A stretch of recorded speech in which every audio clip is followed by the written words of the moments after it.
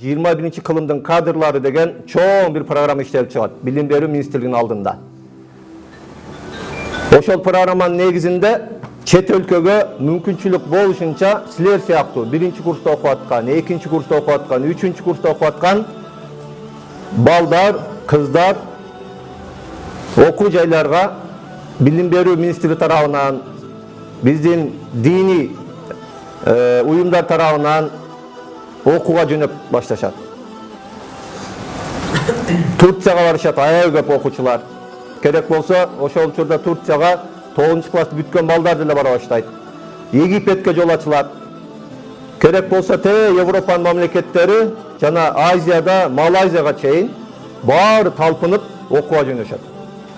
Ошол учурда 17 жаштагы, 18 жаштагы, силердин жашыңардагы жигиттер белдерин бекем бууп, Египет Араб Республикасынын борбору Каир шаарында жайгашкан 1000 жылдык тарыхы бар эл аралык Аль-Азхар университетине жөнөшөт. 92 жыл. Ошондон баштап бүгүнкү күнгө чейин көптөгөн окуучулар, студенттер ошол жакта билимдерин алып атат. Мына ошол биринчи кадам шилтеп барган окуучулар 2002 жылы колдоруна дипломдорун алып, 10 жылдан кийин мамлекетке кайтат. 10 жылдан кийин. Силер ойлогола 10 жыл бою келишпеди. Жок. Кээ бир 1 жылда бир келип турду, 2 жылда бир келип турушту. Мүмкүнчүлүгү бир аз материалдык чектелгендер 3 жылда бир келип турушту каникулга. Ошон менен биринчи бүтүрүүчүлөр 2002 жылы колдоруна университеттин дипломдорун алышып, мамлекетибизге кайтат. Мамлекетке кайтаардан мурда ошол жерде отуруп, баарлашып, сүйлөшүп, Кудай Таалам бизге ушундай бир мүмкүнчүлүктү сунду. Бул да болсо исламдын баалуулуктарын алыбыздын жетишинче, акылыбыздын жетишинче үйрөндүк, окудук. Эми ушул үйрөнгөн, окуган, билген нерсебиздин негизинде мамлекетибизге кандай пайдабыз тиет деген өтө олуттуу суроо коюлат. Ар ким ар кандай сунуштарын айтат. Натыйжада келгиле биз мамлекетибизге баргандан кийин бир фонд ачалы, бир уюм ачалы. Ошол уюмдун негизинде өзүбүзгө бийик максаттарды, ниеттерди коюп, андан кийин ошол жаатта биринчиден Кудай Тааланын мойнубузга жүктөгөн ушул жүктү көтөргөнгө аракет кылабыз Кудайдын жардамы менен. Экинчиден биз мамлекетибиздин атуулуу катарында биз дагы мамлекетибиздин кайсы бир багытында колубуздан келишинче бир нерселерди жасап калалы ниети менен жана айтып өттү, 2003 жылы Адеп Башаты уюму түзүлөт. Эң кызыгы, бул уюмдун башында 4 жигит болот. 4 жигит Кыргызстандын 4 областынан. Каразак Кожаяров деген агайыбыз Баткен областынан, Мамбет Асан Ибраев деген агабыз Нарындан, Чыңгыз Күмүшбеков деген бир тууганыбыз каза болуп калды, Алла рахматын алсын, Таластан, жана Толкунбек Арсен уулу Көлдөн. Мен ойлоймун, баарыбыз бул жерде Кудайга ишенген, тилибизде ла иляха иллаллах Мухаммад Расулуллах калимасы бар, жүрөгүбүздө иманыбыз бар. Алланын сүйгөн кулдары отурабыз деген тилектебиз, үмүттөбүз. Мына ошол жааттан карап көрсөңөр, Кудайдын алдында кокустук деген нерсе болбойт. Кокустукту адам баласы өзү айтат. Ой, ушундай кокустук болду да моундай болуп кетти. Алланын алдында, Кур'ан-ы Керимде ушундай манит аят бар. Алланын алдында дарактын бир жалбырагы дагы Алланын каалоосуз түшпөйт деген. Демек, бул жерде мен бир нерсени силерге баса белгилейм. Бул 4 эр азамат кокусунан бирип калбаптыр демекчи. Бул 4 эр азамат Алланын сүйгөн кулдары, ниеттерине бекем болгон, максаттар өтө бийик болгон жигиттер болгондуктан Кудай Таалам ушул Адеп Башаты деген уюмдун башына ушундай бир жигиттерибизди Кудайдын каалоосу болгон экен дейбиз. Башка эмне дейбиз? Ооба, башында кыйынчылыктар болду. Азыр деле өттө бардыгы аалам Гүлстан болуп кеткен жок. Себеби zamanга жараша, аракеттерге жараша, иш аракеттердин көбөйүүсү, тармактардын кеңейиши менен өзүнө жараша кыйынчылыктар, өзүнө жараша муктаждыктар боло берет. Бирок башында укмуш чоң бир муктаждыктар болгон. Өтө чоң, керек болсо бир кеңсени алып алып, ошол кеңсенин акчасын төлөй албай чуркап жүрүшкөн ушул жигиттер. Алла буларга ушунчалык бир мээримин төктү дейбиз. Жана булардын ниетине жараша Кудай Таалам ушунчалык бир бүгүнкү күнгө чейин жакшы иштерге себепчи кылып атат деп айта алабыз. Себеби бүгүнкү күндө Кыргызстандын 7 областында тең көптөгөн багыттарда кыска эмне берип коюшту да, иштерди алып барып атышат азыр. Биз дагы бир жолу ата аталган агаларыбыздан Аллах Таала ыраазы болсун дейбиз. Ата аталган агаларыбыз азыр баары башка тармактарда жүрүшөт. Бирөөсү Нарын областынын казысы болуп жүрөт, Мамет Асан агайыбыз. Марс Ибраев агайыбыз Ислам университетинде проректор болуп жүрөт, мисалы. Толкунбек Арсен уулу бүгүнкү күндө өзүнүн калеми менен көптөгөн эме болуп тур, өзүнчө Жамгыр деген жакшынакай басма үйүн жетектеген аракеттик китептерди чыгарып атат. Бирок булар эң башында жакшынакай бир аракет ниеттери менен ушул уюмду түптөгөнгө себепчи болушту. Дагы бир жолу айтам, Чыңгыз Күмүшбеков деген досубуз өмүрү кыска экен, каза болуп калды. Кудай Таалам акыретін абат кылсын дейбиз, өзүнүн мээримин алсын дейбиз. Биримдик жана ынтымак деген жакшы сөздү көп айтабыз. Адамдар бириги оңой эле. Мисалы биз бириктик ал жерге. Бириктик ал жерге. Кимибиз кайсы факультеттен, жашыбыз кандай, кайсы областтан келдик, анысына карабастан бириктик. Кандайдыр бирөөлөрдүн себеби алдында. Эми ушул биримдиктин узун болуш үчүн сөзсүз түрдө ынтымак керек экен да. Адамдар көп биригишет. 5 кишиден баштап 1000 кишиге чейин болсун. Бирок ошол биримдиктин өмүрү алардын ынтымагына жараша болот экен. Эгер ынтымагы бекем болгон болсочу, Кудай Тааламын жардамынын улануусуна эң чоң себептердин бирөөсү дейт. Ал-вифак вал иттифак дейт. Биримдик жана ынтымак дейт. Биз Кудай Тааладан ар дайым үмүт кылабыз, тилек кылабыз. Мамлекетибиздин дагы мына 28 жылдык эгемендүүлүгүн майрамдадык. Биримдигибиз мындан арды бекем болсун. Ынтымагыбыз 80ден ашык улут жашаган мамлекетибиздин ынтымагы 90% ислам динин тутунган мамлекетибиздин жарандарынын буюрса ынтымагы, биримдиги узун болсун. Кудай Тааланын биздин мамлекетибизге ар дайым мээрими жаасын, кечирими, ырайымы болсун деп дуа кылабыз, тилек кылабыз. Ниетти коебуз ар дайым. Динибизде ниет өтө чоң ролду ойнойт. Хадис алымдары бардык китептердин эң башында «Иннамал аъмалу бинният» деп башталган узун хадис менен башташкан. Бардык иштер ниеттерге жараша деген. Ушул хадиске бир аз назар таштасак, бүгүнкү күндө ошол ниетти ишке ашырууда услуп деп коебуз, же болбосо метод дагы өтө чоң рол ойноп атат. Силерге бир мисал айтайын. Бир чоң эне невресине буламык жедирип атыптыр. Буламыкты билебиз, каша.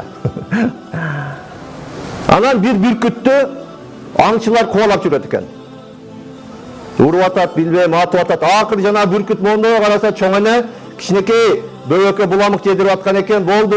Ушул чоң эненин алдына барсам, кутулаармын деп туруп, чоң эненин алдына барып конот экен. Артынан кубалап келе жаткан аңчылар коем чоң эненин көңүлүн оорутуп койбоюн деп кетип калышыптыр. Чоң эне бакыш бүркүттү караса аябай кыйналып калган. Арак эле жаны калган. Айнанайын, курсаң ачкан турбайбы? Кел айнанайын, сен да могу буламыктан жечи деп, невресине берип аткан буламыкты бүркүттүн алдына кое коюптур. Бүркүт бакыш бир чоконан жебей коюптур. Неге? Эт жеген бүркүт буламык жемек беле. Эт жейт да бүркүтчү. Чоң эне бакыш карайт экен дагы, айнанайын, сен тумшуң өсүп кеткен турбайбы? Gel aynen tumşuğunu kesip koyayım da bulamıkta jakşarak deyip basa kalıp tumşuğunu kesip alıptır. Jana Бүркүт bayakış kıyın alıp tumşuğunu kesip atkanda kolları menen tırnaklarını aymap çöğret eken. Çoğuna bak aynen sen tuğulandan beri tırnağında hiç kim alıp durga deyip Бүркүттün en çoğun bir kuralı olgun tırnaklarını kesip alıptır. Айласы кеткен бүркіт қанаттарын сілкіп жіберіп, жаны шығып. Çoğun aynen sen törün tuğulğandan beri senin kanatın hiç kim tegizde öptür de deyip basa alıp бүрküttün kanatlarını kesip alıptır. Ne oldu neticede? Çoğunun niyeti jakşı böyle. Öte jakşı olçu. Kursan toyazayın dedi. Tırnağın ösüp kettir dedi. Kanatını tegizlep koyayın dedi. Bırak neticem ne oldu?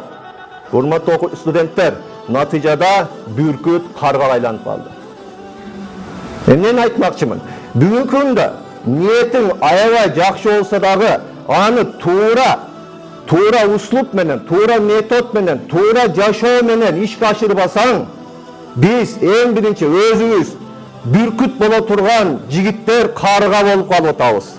Akku bola turgan kızlarыбыз sagızgan bolup kalıp otabız. Oşonduktan bugünkü күндө jaşoobuzda uslup, metod жана жашоо образын тандоо өтө чоң рол ойноп атат.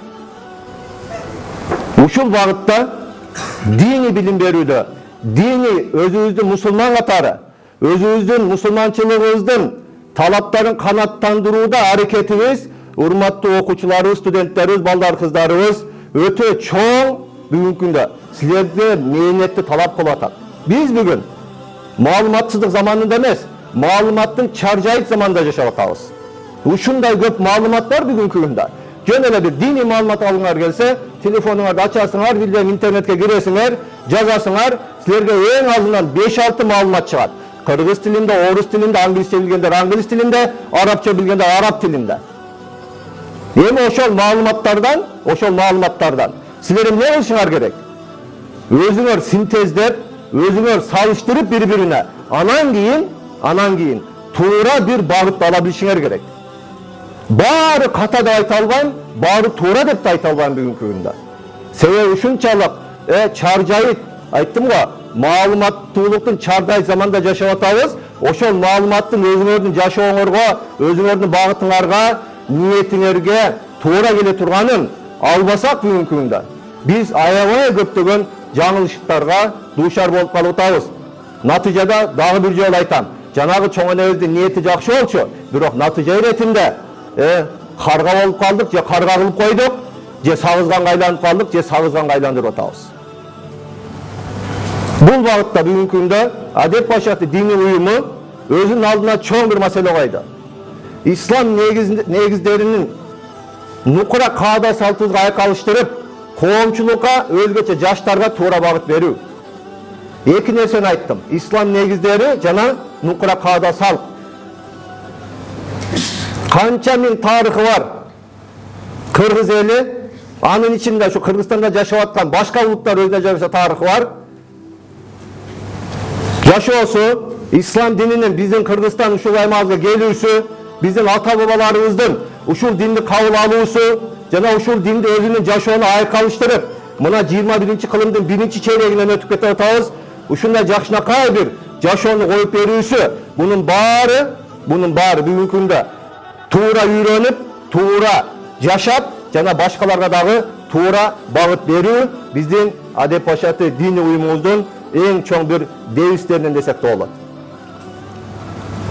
Бүгүнкү күндө ар кандай себептер менен кээ бир учурларда таптакыр динди чанып, же кээ бир учурларда өзүбүздүн нукура каада салтыбызды чанып, мен дин менен жашайм деп, эки өтен көптөгөн жаңылыштарга дуушар болуп атканын көрүп атабыз.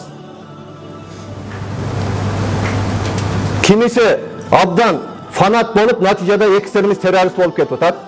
Кимиси таптакыр динди чанып, билбейм, башка нерсенин артынан ээрчип кетип калып атат.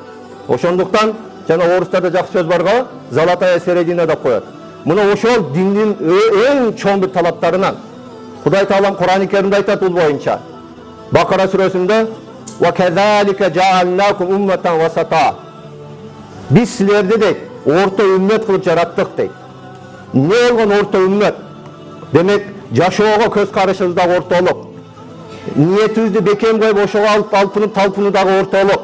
Койчу дүйнө затына, акыретибиз затына ошол жанагы айткан золотая серединаны таба билүү. Эгер биз ошону тапкан болсок, анда дүйнөбүз дагы, акыретибиз дагы буюрса, эң жакшы болот деген үмүттөбүз, тилектебиз. Ошол жааттарды алыбыздын жетишинче семинарлардан баштап баяндарга чейин болсун, дискуссиялардан баштап конференцияларга чейин болсун. Бир максат болот, урматтуу студенттер. Ошол максатка алып бара турган себептер болот. Бир нерсени кошо айтайын. Себеп жана шылтоо деген нерсени айырмалай билели. Кээде шылтоону себепке айландырып алабыз, натыйжада жаңылышка дуушар болуп атабыз. Причина и повод деп коет, Себеп жакшы нерсе, бирок шылтоо деген жаман нерсе экен. Биз көпчүлүк учурда шылтоого барып такалып, натыйжада максатыбызга жетпей калабыз, же болбосо кайдыгерлик бир чуңкуруна түшүп кетип атабыз. Бирдемкени шылтайсың, аны айтасың, муну айтасың. Ошондуктан аракет, мээнет жана ошол жолдо ар дайым бекем болуштук бул динибиздин эң чоң талаптарынан жана Кудайга ишенген, пайгамбарга үммөт болгон жарандардын ар дайым эсинен чыгарбай турган маселе экен.